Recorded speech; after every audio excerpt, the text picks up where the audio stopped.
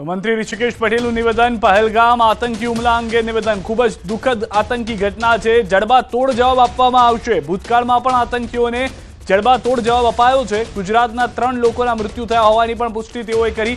અન્ય 2 લોકો હુમલામાં ઘાયલ છે। સરકાર સતત JNK પ્રશાસનના સંપર્કમાં છે। ખૂબ જ દેશ માટે દુઃખદ આતંકી ઘટના છે, પરંતુ કેન્દ્ર સરકાર અને આદરણીય PM સાહેબ પોતે પણ આ બાબતની ગંભીરતા લઈ અને તાત્કાલિક સાઉદી અરેબિયાના દોરાથી પાછા આવી અને આ બાબતની જે મિટિંગ્સ અને આના હવે પછીના લેવાના પગલાં બાબતે અમિત શાહજી પણ પહેલાં પહોંચી ગયા હતા અને અત્યારે ગુજરાતના 3 લોકોના મૃત્યુ થયા છે એવા સમાચાર છે અને સાથે 2 લોકો ઇન્જર્ડ છે। 2 લોકો ભાવનગરથી છે ને એક સુરતથી છે કે જેઓ મુંબઈ ખાતે સ્થિત હતા। એમની ડેડ બોડીને લાવવાની વ્યવસ્થા પણ કેન્દ્ર સરકારે કરી છે। ભૂતકાળમાં પણ બનેલ આતંકવાદી ઘટનાઓનો કેન્દ્ર સરકારે ખૂબ જડબાતોડ જવાબ PM સાહેબે આપ્યો હતો। આ ઘટનાથી પણ આ આતંકીઓએ હવે ડરવું પડે। તો આતંકી હુમલા અંગે મોરારી બાપુનું નિવેદન, ખૂબ જ દુઃખદ ઘટના બની છે। ઘાયલો ઝડપથી સ્વસ્થ થાય તેવી પ્રાર્થના। અહીં તમામ પ્રકારની સુરક્ષા છે, કારણ કે ત્યાં આગળ તેમનો અત્યારના સત્સંગ પણ ચાલી રહ્યો છે।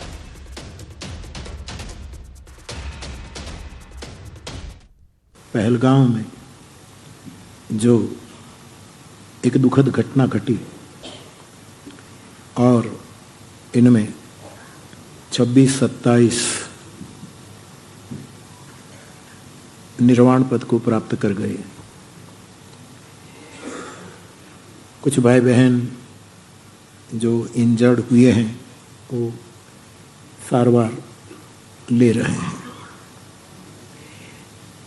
सबसे पहले तो हम सब मेरी व्यासपीठ से जुड़े हुए पूरे त्रिभुवनीय मेरे श्रोता, हम इन दिवंगतों के प्रति अपनी श्रद्धांजलि समर्पित करें।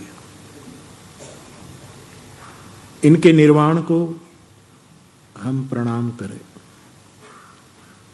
इनके परिवारजनों को हमारी दिलसोजी और संवेदना प्रस्तुत करें। जो घायल हुए हैं वो जल्दी स्वस्थ हो जाएं, ऐसी हनुमान जी के चरणों में प्रार्थना करें। एक सत्य ये भी ध्यान में ले कि कथा के साथ जुड़े हुए इनमें से किसी को कुछ नहीं हुआ। એક તરફ પ્રાર્થના ચાલી રહી છે, પરંતુ બીજી તરફ ભારત દેશ બદલો પણ માંગી રહ્યો છે। જમ્મુ કાશ્મીરમાં આતંકી હુમલામાં એક ગુજરાતી પણ ઘાયલ થયા। ભાવનગરના વિનોદ ડાભી હુમલામાં ઘાયલ થયા છે। વિનોદ ડાભીએ આપવીતી વર્ણવી અંધાધૂંધ ફાયરિંગમાં હાથમાં ગોળી વાગી। ભાવનગર કલેક્ટર દ્વારા સ્ટેટ ડિઝાસ્ટર કંટ્રોલનો સંપર્ક સાધી લેવામાં આવી રહી છે માહિતી। તેઓ ટૂર્સ એન્ડ ટ્રાવેલ્સની બસમાં ગયા હતા કે અન્ય ખાનગી વાહનમાં ગયા હતા તે અંગે પણ માહિતી એકઠી કરવામાં આવી રહી છે। તો જમ્મુ કાશ્મીરમાં થયેલા આતંકવાદી હુમલામાં ભાવનગરના વિનોદ ડાભી ઘાયલ થયા છે। ભાવનગરનું 20 લોકોનું ગ્રુપ ગયું હતું જમ્મુ કાશ્મીર પ્રવાસે। ભાવનગર કલેક્ટર દ્વારા સ્ટેટ ડિઝાસ્ટર કંટ્રોલનો સંપર્ક કરી લેવામાં આવ્યો છે। વિનોદભાઈની તબિયત હાલમાં સારી છે। અનંતનાગ હોસ્પિટલમાં તેમની સારવાર ચાલી રહી છે। પ્રશાસને તેમની પુત્રી સાથે વાત કરાવી છે। गुजरात से आया। जब फायरिंग हुई पहला एक फायरिंग हुआ, दूसरा तीसरा और भागा भागे थे गया, उसी तो बहुत फायरिंग हो गया, तो भागते भागते ये अड़ी गया। हाँ, तो फिर किसने आपको यहाँ पे लाया? आपको कौन लाया यहाँ? 108 में आया। यहाँ पुलिस वाला है ना, मिलिट्री यहाँ से। आप मुझे बताइए उस टाइम क्या हालात थे जब फायरिंग हो गई? उस टाइम क्या कर रहे थे? ये बताया नहीं, ख्याल नहीं, देखा नहीं। ये बताया नहीं, देखा नहीं। देखा नहीं। हाँ, फायरिंग वो जाड़ी है ना, जाड़ी, ये जाड़ी में थी। हाँ, कितने साइड से फायरिंग हुई? नजीक से। नजदीक से। हाँ, तो कितने लोग घायल हो गए? आपको ये मालूम नहीं है। हमें तो हम भागा भागी में हम जुदा पड़ी गया बताए, कितना वाग्या कोना वाग्या ये क्या खबर नहीं। તો જમ્મુ કાશ્મીરના પહલગામમાં થયેલા આતંકી હુમલામાં મૂળ સુરતના શૈલેષભાઈનું મોત નીપજ્યું છે. તેઓ મુંબઈ સ્થાયી થયેલા હતા. તેમના પત્ની તેમજ બાળકો સાથે જમ્મુ કાશ્મીર ફરવા ગયા હતા. આતંકવાદી દ્વારા થયેલ ગોળીબારમાં શૈલેષભાઈનું મોત નીપજ્યું. હાલ શૈલેષભાઈનો પરિવાર પોલીસ પ્રોટેક્શનમાં છે. મહત્વનું છે કે 22 એપ્રિલે પહલગામમાં આતંકીઓ દ્વારા પ્રવાસીઓ પર ગોળીબાર કરવામાં આવ્યો હતો. કાશ્મીરમાં જે આતંકવાદી હુમલો થયો એમાં 4 વર્ષ અગાઉ સુરતમાં રહેતા અને હાલમાં મુંબઈ નિવાસી શ્રી શૈલેષભાઈ હિંમતભાઈ કડથિયાનું દુઃખદ અવસાન થયેલ છે. તેમની સાથે એમના પુત્ર પુત્રી અને પત્ની છે તે ત્યાં કાશ્મીરમાં પોલીસ અધિક્ષક શ્રીની કચેરીમાં છે અને એમના જે એક કઝિન છે મયુરભાઈ જે મુંબઈથી કાશ્મીર માટે રવાના થયેલા છે. એમના પાડોશી છીએ, અમે એક જ સોસાયટીમાં રહીએ છીએ અને બોમ્બે નોકરી કરતા શૈલેષભાઈ. ત્યાંથી એ લોકો ફરવા ગયેલા જમ્મુ કાશ્મીર અને આવી દુઃખદ ઘટના બની છે. જમ્મુ કાશ્મીરના પહેલગામ ખાતે ગઈકાલે આતંકવાદીઓએ જે હુમલો કર્યો હતો જેમાં 27 લોકોના મોતના સમાચાર સામે આવ્યા હતા. તેમાંનો એક યુવક હતો સુરતનો. જી હા, દ્રશ્ય જોઈ શકાય છે સુરતના મોટા વરાછા વિસ્તારમાં મૂળ અમરેલીનો રહેવાસી એવો શૈલેષ પરિવાર સાથે આ જ મકાનમાં રહેતો હતો. પણ 1 વર્ષ પહેલાં તે કામ ધંધાની શોધમાં મુંબઈ ખાતે જઈને સ્થાયી થયો હતો. કહી શકાય કે શૈલેષનો આજે જન્મદિવસ હોવાની વિગતો સામે આવી રહી છે અને જન્મદિવસ ઉજવવા માટે પરિવાર સાથે જમ્મુ કાશ્મીર પહોંચ્યો હતો. પણ એને ક્યાં ખબર હતી કે જન્મદિવસની તૈયારી કરતાં તેના પરિવારને જન્મદિવસના આગલે દિવસ મોતના સમાચાર સામે મળશે. ખાસ કરીને પરિવારના અમુક લોકો પહોંચ્યા છે પહેલગામ ખાતે તેનો મૃતદેહ લેવા માટે અને બપોર બાદ એટલે કે મોડી સાંજ થતાં શૈલેષનો મૃતદેહ સુરત લાવવાની શક્યતા છે, જેને લઈને પરિવાર અને તંત્ર વચ્ચે આ બાબતે ચર્ચા ચાલી રહી છે કે તેનો મૃતદેહ મુંબઈ લઈ જવો કે પછી સૌરાષ્ટ્ર ક્યાં સુરત. આ તમામ ચર્ચાઓ વચ્ચે કહી શકાય કે શૈલેષના મોતના સમાચારને લઈને જે પ્રકારની વિગતો સામે આવી હતી તેને લઈને પરિવાર સાથે સમગ્ર વિસ્તારમાં શોકનું મોજું ફરી રહ્યું છે. કારણ કે સુરતમાં 2006માં આ જ પ્રકારે જમ્મુ કાશ્મીરના હુમલામાં 4 બાળકોએ જીવ ગુમાવ્યા હતા. ત્યારે વર્ષો બાદ ફરી એક વખત જમ્મુ કાશ્મીરમાં આતંકવાદીના હુમલામાં એક ગુજરાતી અને તેમાં પણ સુરતના યુવકના મોતને લઈને લોકોમાં આક્રોશ અને શોક જોવા મળી રહ્યો છે. કેમેરામેન જીગર ગુગલ સાથે કીર્તેશ પટેલ, ન્યૂઝ 18 ગુજરાતી, સુરત. આ તરફ જમ્મુ કાશ્મીરમાં જે 3 ગુજરાતીઓના મૃત્યુ થયા છે તેમાં ભાવનગરના પિતા પુત્રના હુમલામાં પણ મોતના સમાચાર છે. કાળિયા બીડ વિસ્તારમાં રહેતા પિતા પુત્રના મોત થયા છે.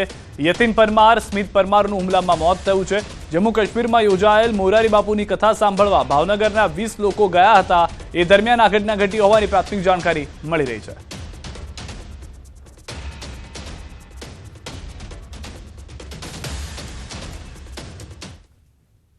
મારા બેન બનેવી અને ભાણેજ યતીશભાઈ પરમાર મારા બનેવી, કાજલબેન યતીશભાઈ પરમાર મારા બેન અને સ્મિતભાઈ યતીશભાઈ પરમાર મારા ભાણેજ એ અમારા સગા સંબંધી સાથે મોરારી બાપુની સપ્તાહમાં શ્રીનગર ગયેલ.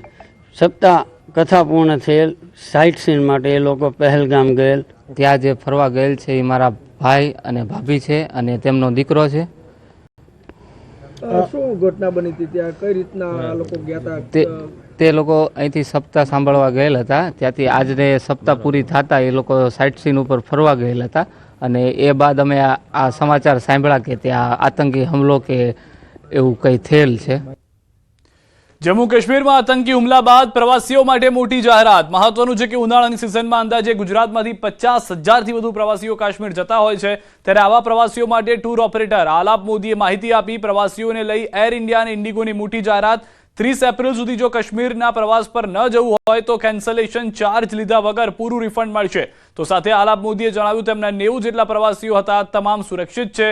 ઉપરાંત અજય મોદી ટ્રાવેલ્સ દ્વારા પણ જાહેરાત કરાઈ છે કે પ્રવાસ કેન્સલ કરો તો ચાર્જ નહીં લે. સાથે જમ્મુ કાશ્મીર સિવાય અન્ય સ્થળે ફરવા જવું હોય તો પ્રવાસ ડાયવર્ટ કરવામાં પણ આવશે. ઇન્ડિગો એરલાઇન અને એર ઇન્ડિયા તરફથી એક સ્પેશિયલ અપડેટ આવી છે કે 30 એપ્રિલ સુધીના પ્રવાસી જે લોકો બી શ્રીનગર જઈ રહ્યા હતા તો એ કેસમાં કોઈપણ પ્રકારનું કેન્સલેશન કાપવામાં નહીં આવે એવી સ્પેશિયલ એડવાઇઝરી એર ઇન્ડિયા અને ઇન્ડિગો તરફથી આપવામાં આવી છે. એટલે પ્રવાસીને નાણાકીય નુકસાન અટકી જશે. સાથે સાથે હું મારી અજય મોદી ટ્રાવેલ્સની વાત કરું તો અમે લોકોએ પણ પ્રવાસીને એપ્રિલ મે જૂનમાં કોઈ બી પ્રવાસ બુક કરાયો છે કાશ્મીરનો તો અને કેન્સલ કરવો છે તો એક સંજોગમાં એમને નાણાકીય નુકસાન ના થાય એ રીતનો આખી વ્યવસ્થા ઊભી કરવા જઈ રહ્યા છીએ. હાલ રોકેશ એક વિરામ માટે આપ જોડાયેલા રહો ગુજરાતની number 1 news channel news 18 Gujarati સાથે.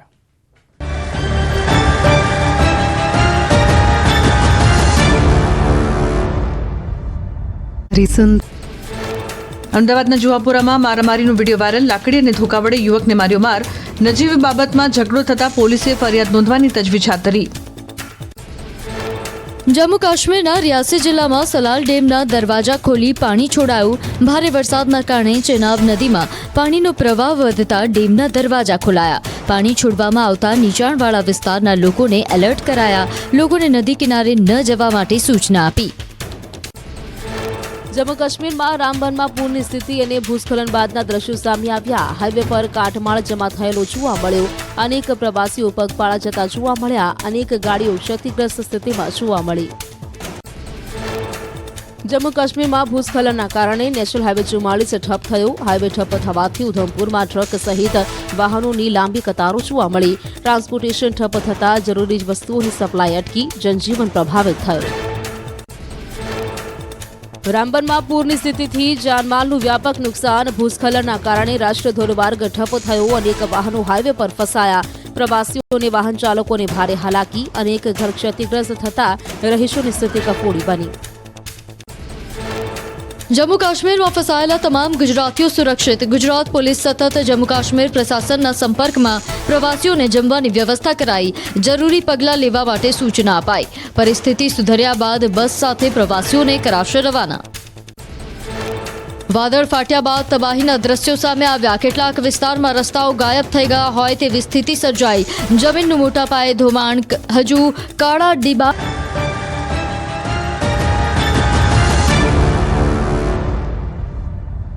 તો જમ્મુ કાશ્મીર હુમલા બાદ પ્રવાસીઓની સુરક્ષા વધારી દેવામાં આવી છે. ગુજરાતી પ્રવાસીઓની સુરક્ષા વધારાઈ છે. 50 પ્રવાસીઓને બનિહાલ જિલ્લામાં ખસેડાયા છે. પાલનપુર અને ગાંધીનગરના કુલ 50 પ્રવાસીઓને ખસેડાયા છે બનિહાલ સેન્ટર હોમમાં. 50 પ્રવાસીઓને હાલમાં રાખવામાં આવ્યા છે. તે દ્રશ્યો પણ આપ જોઈ રહ્યા છો.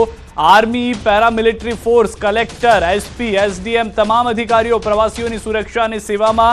ફસાયેલા ગુજરાતી પરિવાર સુરક્ષિત છે. પ્રશાસન દ્વારા જમવાનું અને રહેવાની સુરક્ષિત વ્યવસ્થા કરી દેવામાં આવી છે. હવે જે પણ પ્રવાસીઓ છે તેઓ સકુશળ પરત ફરી શકે તે માટેના તમામ પગલાં લેવામાં આવી રહ્યા છે. આર્મી સહિત તમામ લોકો, જે પણ ઉચ્ચ અધિકારીઓ છે, તમામ લોકો હાલમાં ત્યાં ઉપસ્થિત છે સુરક્ષાથી લઈને સેવામાં.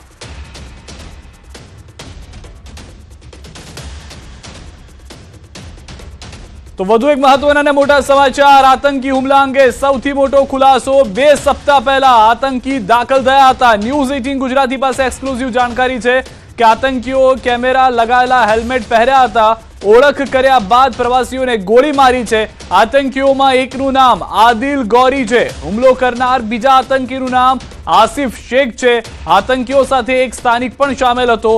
3 આતંકીઓની ટીમ ભગાડવા માટે તૈયાર હોવાની પણ જાણકારી મળી રહી છે. સાથે જ એક્સક્લુઝિવ દ્રશ્યો થોડા સમય પહેલાના છે કે જેમાં આર્મી જે છે તે એક્શનમાં જોવા મળી રહી છે. एयर टू एयर ध्यान रखवामां आवी रह्युं छे हर किसी के साइड से। तो फिलहाल हम ग्राउंड जीरो पे हैं और एनआईए की टीम बिल्कुल मेरे सामने है जो सैंपल्स कलेक्ट कर रहे हैं, जांच कर रहे हैं इस मामले की। और न्यूज़ 18 इंडिया की टीम लगातार ग्राउंड जीरो पर है और क्योंकि दर्शक जानना चाहते हैं ऑपरेशन का क्या हाल है, किस तरीके का ये ऑपरेशन है और क्या कुछ यहाँ पे हो रहा है, ये सब जानना चाहते हैं। लेकिन मैं आगे भी आपको दिखाने की कोशिश करूँगा कि किस तरीके से भारतीय सेना और सीआरपीएफ के लोग इस ऑपरेशन को यहाँ पे अंजाम दे रहे हैं।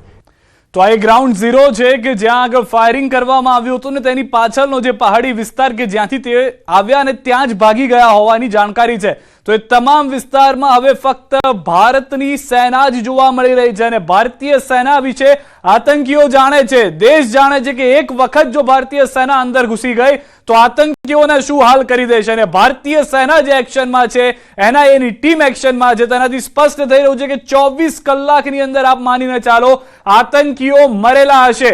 जे पण आतंकीओ छे, जेओए पण सामान्य नागरिक अने निस्वार्थ रीते जे लोको फरवा आव्या हता, हुमलो कर्यो छे, तेमने मारवामां आवशे।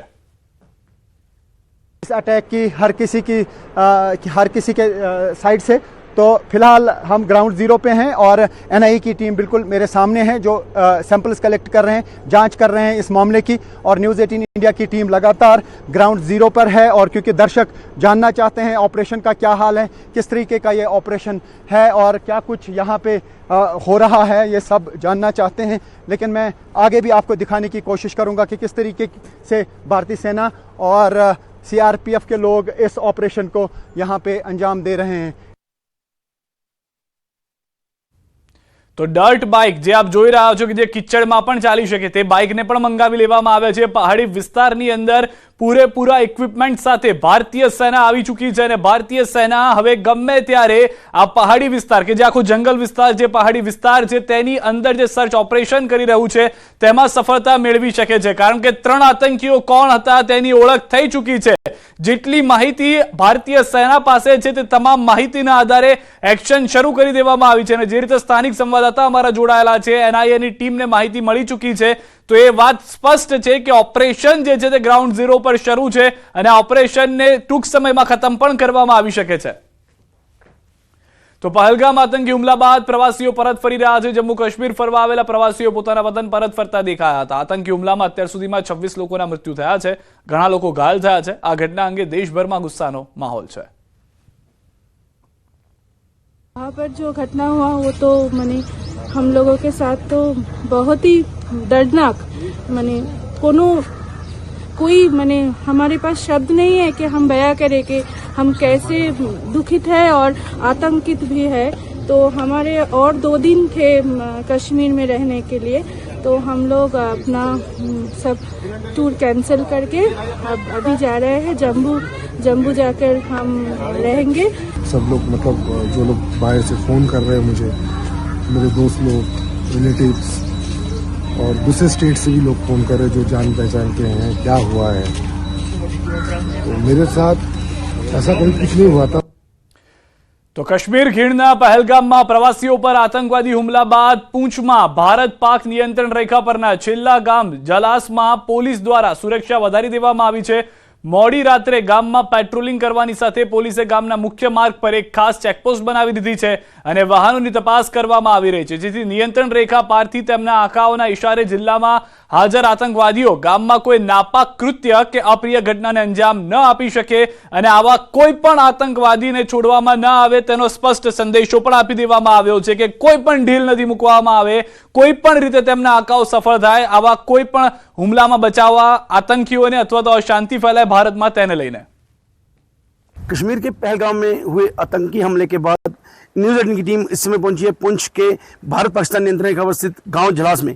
गांव जलास जो है अंतिम गांव है और अल्पसंख्यक यहाँ पर काफ़ी संख्या में रहते हैं, जिसके चलते इस क्षेत्र में जो है पुलिस की तरफ से सुरक्षा बढ़ा दी गई है। जहाँ एक तरफ पुलिस पूरे गाँव में गश्त कर रही है, वहीं गाँव में आने वाले मुख्य मार्गों पर जो है नाका लगाया गया है और आप देख सकते हैं किस प्रकार पूरी चौकसी के साथ यहाँ पर पुलिस के अधिकारी और जवान तैनात हैं और आने जाने वाले वाहनों की जाँच कर रहे हैं ताकि इस क्षेत्र में किसी प्रकार की कोई जो है ऐसी घटना न घट सके, क्योंकि पाकिस्तान की तरफ से लगातार जो है प्रयास किए जाते हैं कि नापाक हरकतों को अंजाम दिया जाए और उसको देखते हुए जहां पर सुरक्षा बढ़ाई गई है, खास करके नियंत्रण रेखा से सटे जो गांव हैं वहां पर सुरक्षा बढ़ाई गई है। क्योंकि जिस प्रकार आतंकियों ने कश्मीर के पहलगाम में यात्रियों पर हमला करके उनका जो है नरसंहार किया है, उसके बाद जो है इस क्षेत्र में सुरक्षा बढ़ाई गई है, क्योंकि यहाँ पर अल्पसंख्यक रहते हैं। नियंत्रण रेखा के उस पार से अक्सर जो है कोशिश रहती है कि यहाँ पर अल्पसंख्यकों को नुकसान पहुंचाया जा सके। आप देख सकते हैं किस प्रकार जो है कोई भी वाहन जो है यहाँ पर आता है उसकी जांच की जाती है और